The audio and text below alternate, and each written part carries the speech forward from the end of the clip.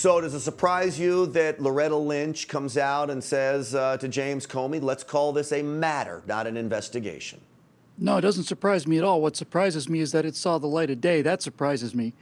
You know, Grant, there's a long history in this country, and I think it's a very good tradition, a very noble tradition, that we don't go after previous administrations, that we're not a banana republic. Some new president comes to office and he doesn't spend, the first year going after the crimes or whatever investigations of the previous administration. And I think as a general rule, that's a very sound policy.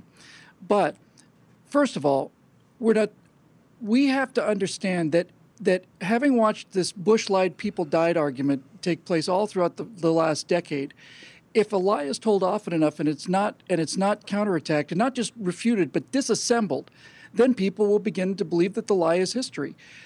This is what Loretta Lynch did and James Comey in collusion did is not only electioneering, it's obstruction of justice, it's tampering with the elections, what they accused Donald Trump of on no evidence, right?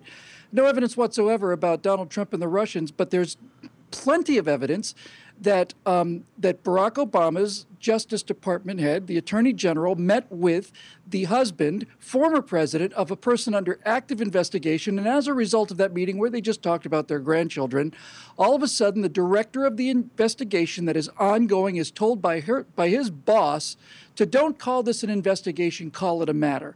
The whole thing stinks.